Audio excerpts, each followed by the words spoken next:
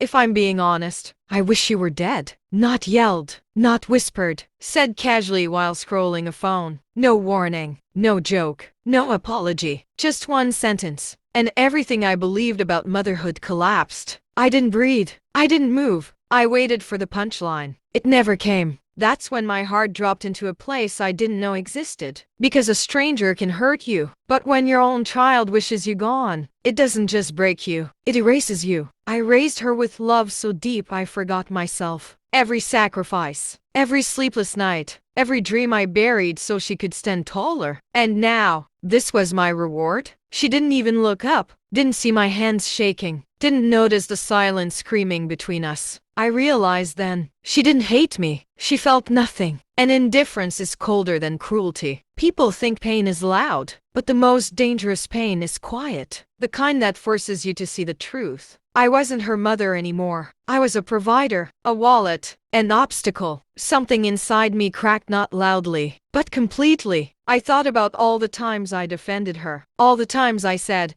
she doesn't mean it. But this time, she meant it. And for the first time, I asked myself a question no mother wants to face. What happens when the child you raised no longer sees your life as valuable? I didn't argue. I didn't cry. I smiled. Because when a woman stops begging to be loved, she starts deciding. That sentence was supposed to destroy me. Instead, it gave me clarity. If my life meant nothing to her, then my sacrifices would stop meaning everything. She thought she had asked for a gift. She had no idea what it would cost her. And that was the moment everything changed. People see the moment everything breaks. They never see the years it took to get there. Before those words cut me open, there were decades of giving, quiet giving, invisible giving. I learned early that love meant sacrifice. So I sacrificed everything without keeping count. I worked jobs that drained my body and nights that drained my soul. I told myself I was tired because I was doing something meaningful. Because I was building a future. Her future. Every time she asked for more,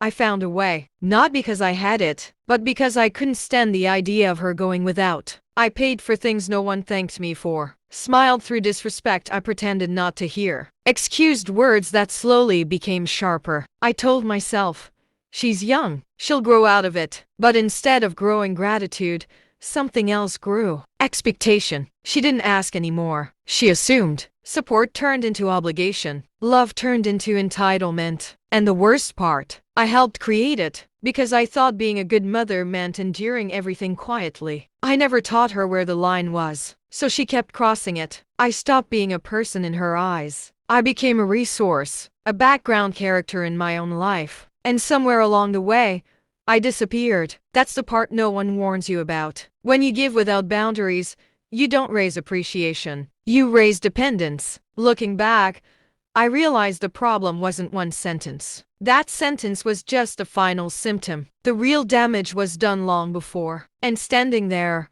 replaying years of sacrifice in my head, I finally understood something painful but necessary. Love doesn't require self-destruction. And motherhood should never cost you your dignity. That understanding didn't make me angry. It made me awake. And once you wake up, you can't pretend to sleep again. I didn't argue with her after that day. No lectures, no dramatic speeches, no begging to be understood. I did something far more dangerous. I went quiet. Silence gives you space to see clearly. And for the first time, I really watched her. I noticed how easily she spent money she never earned. How she spoke to me when she wanted something. And how quickly I disappeared when she didn't. I noticed how love only showed up when support was needed. That's when I stopped reacting and started reviewing every bill, every transfer, every promise I had made out of guilt instead of wisdom. I asked myself hard questions, questions I had avoided for years. Was I helping her grow or helping her depend? Was I loving her or enabling her? The answers hurt, so I made a decision quietly. I didn't announce it. I didn't threaten. I didn't explain. I just stopped. The extra money ended. The safety net loosened. The constant rescuing disappeared. At first, she didn't notice. Then she got confused. Then she got angry. She asked what was wrong with me. Said I was acting different. Cold. Selfish. But she never asked why I was hurt. And that told me everything. Because someone who values you asks about your pain. Someone who uses you only notices when the benefits end. For the first time, I chose peace over approval, clarity over comfort, self-respect over being liked. And something unexpected happened. I felt lighter, not because I stopped loving her, but because I stopped losing myself. That silence wasn't punishment. It was protection. And once I stepped out of the role of endless provider, she was finally forced to face the world without my shield. That's when the real test began. The moment I stopped giving, the world around me shifted. She accused me of ruining her life, called me selfish, cold, heartless. Relatives, friends, anyone who would listen, she told them how cruel I had become. At first, it hurt a lot. I wondered if I had gone too far, if I had lost her forever. But then I realized something important. I hadn't lost her. I had stopped losing myself. For years, I had poured every ounce of energy into a child who didn't see me as human anymore. Every sacrifice had been unnoticed. Every kind word twisted into entitlement. Every sleepless night became invisible. And now,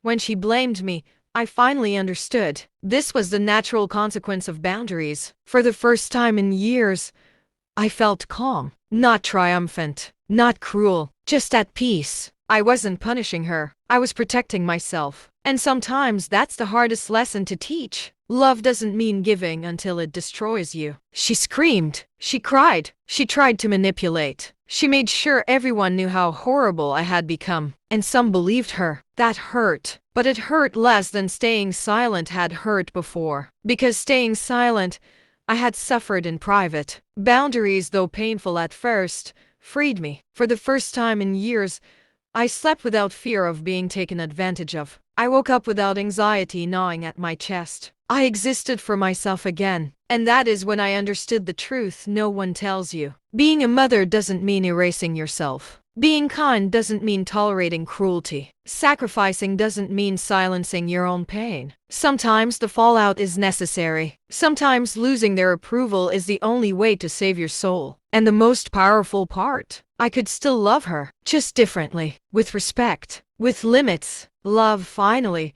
had boundaries. Months passed in silence. Then one day, she showed up. No anger, no insults, just a quiet tension that filled the room. I watched her hesitate. I saw the guilt behind her eyes, the pride crumbling slowly, piece by piece. She didn't apologize at first. Her words stumbled, her hands shook, and I realized pride dies slowly. I didn't push. I didn't demand. I let her feel the weight of the years she had taken for granted. Finally, her voice broke. I didn't mean it, she whispered. I didn't understand. Tears fell freely now, and in that moment, I felt something I hadn't in years. Relief, not just sorrow. This was the hardest part. Not forgiving, but deciding how to forgive without losing myself again. Love doesn't mean unlimited access. It doesn't mean erasing your own boundaries for someone else's comfort. So I forgave her, but I didn't return everything. Some lessons had to remain costly. She learned that love must be mutual. That respect cannot be demanded. It must be earned. And that sometimes a mother's silence is louder than any lecture. We stood there quietly,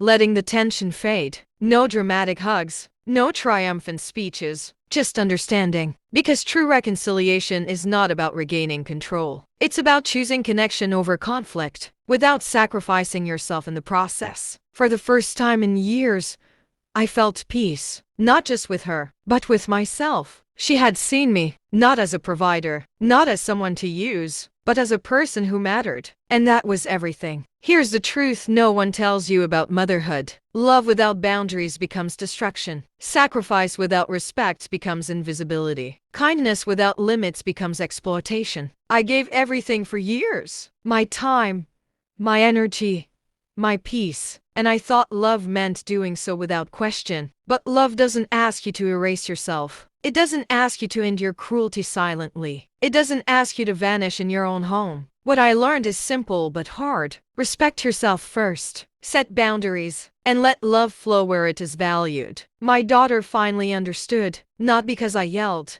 not because I punished, but because I chose myself. Sometimes taking back everything you gave is the wake-up call people need. Sometimes silence speaks louder than lectures. Sometimes your absence teaches lessons your presence never could. I realize that being a mother isn't about giving endlessly. It's about showing strength. It's about teaching that love is not free of responsibility. It's about guiding while protecting your own heart. And that's the lesson I want every mother to know. Your life has value. Your sacrifices have weight. Your boundaries matter. Because raising children doesn't mean losing yourself. Because protecting yourself doesn't mean you stop loving. For the first time in years, I felt whole again. Peace returned. Clarity returned. And most importantly, love returned. Balanced, respected, and real. Sometimes the hardest lesson you teach someone isn't through gifts, lectures, or punishment. It's by showing them that your life matters too. And that is the power of boundaries.